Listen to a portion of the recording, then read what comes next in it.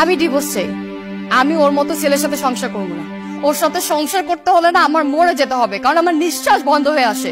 ওকে divorce দিয়ে আমি শান্তিতে বাঁচতে চাই। আমার মেয়ে বাঁচতে চায়।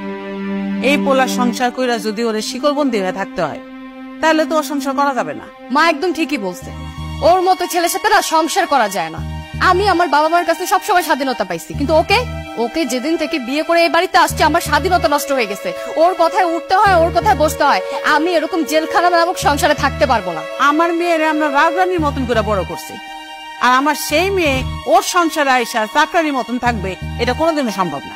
আপনি তো মেয়ের মা, আপনি একটু চুপ করেন। মালা, তুমি ওর সংসার করতে চাও না, তার কারণটা কি? ওর সংসারে তোমার ভাল লাগে না, তা ওর সংসারে গেলে তোমার দম বন্ধ হয়ে আসে, এর কারণটা কি তুমি একটু খোলাসা করে বললে আমরা একটু বুঝতে পারবো। আজও আপনারা বুঝতে পারতেছেন না যে কেন সংসার করতে চাইতেছি না? ওর মতো ছেলের সাথে সংসার করা যায় না, এর লেগে সংসার করতে চাইতেছি না। তাছাড়া আমার বাবা মা ছোটবেলা থেকে আমার আদর যত্ন করে বড় করছে। আমি যা চাইছি আমার সবসময় তাই দিছে, কিন্তু ওর সাথে বিয়ে হওয়ার পর থেকে তো একটা কিছু পাই নাই, উল্টা ও আমার সবসময় বান্দি দাসীর মতো খাটায়। সমস্যা নাকি? আমি কি মানুষ না নাকি? আমার সাথে এরকম আচরণ করবো আর এরকম একটা পোলার লগে আমি সংসার করবো? আমি এরকম পোলার লগে সংসার করতে পারবো না, পারবো না, পারবো না। তুমি স্বাধীন মতো চলতে পারছো না, আর ওর সংসারে এসে তুমি শিকল বন্দী হয়ে গেছো, এটাই তাহলে তোমার বড় সমস্যা? হ্যাঁ, এটাই আমার বড় সমস্যা। আমি যা বলতেছি ঠিকই বলতেছি।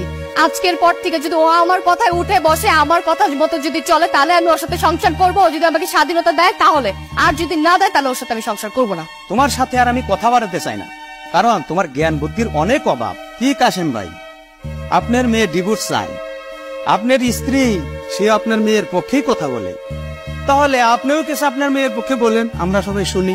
আসলে যে মেয়ের সংসারে মেয়ের মা পণ্ডিত সাজে, সে সংসার কখনো টিকে না। এটাই সত্য, এটাই বাস্তব। আর আমি যতটুকু জানি, আমার মেয়ে কখনো স্বামীর সংসারে অভাব অনটনে নাই, কোনো অসুবিধাই নাই। স্বামী হয়ে স্ত্রীকে শাসন করবে, এটাই স্বাভাবিক। সব স্বামী চায় তার স্ত্রীকে আয়ত্তে রাখার জন্য। আমি আসলে একজন ভালো মানুষকে মুক্ত করতে চাই। আশা করি আপনারা আমার কথাটা বুঝতে পারছেন। তুমি কি বুঝাতে চাইতেছো? মেয়ের সংসারে মা পণ্ডিত মানে মা কি পণ্ডিতি করতে গেছে? খবরদার, তুমি আমাদের মা মেরে নিয়ে কোনো আজে বাজে কথা বলবা না। বুঝতে পারছি আপনার কথা। যে সংসারে স্বামীর প্রতি বউয়ের অবহেলা, সে সংসারে সুখের আশা করা যায় না। সুতরাং ডিভোর্স হওয়াটাই ভালো। কাজী সাহেব, আপনি আপনার কাজ শুরু করেন।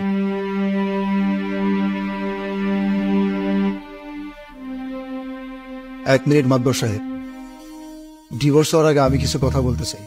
আসলে একটা মেয়ে ভাগ্যবতী তখনই হয় সে যখন একটা সংসারী স্বামী পায়। সে হোক বড় হোক গরিব, মূল কথা সে একজন সংসারী স্বামী।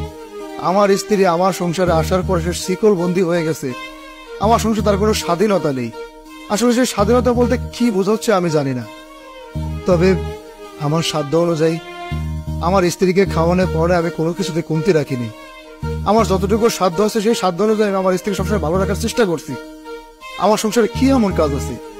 আমার সংসারে তার হয়তো অল্প কিছু কাজ, সে সংসারে কাজ করবে, সে 5 ওয়াক্ত নামাজ কালাম পড়বে, পর্দাশীল হবে এবং সবসময় সে পর্দা করবে।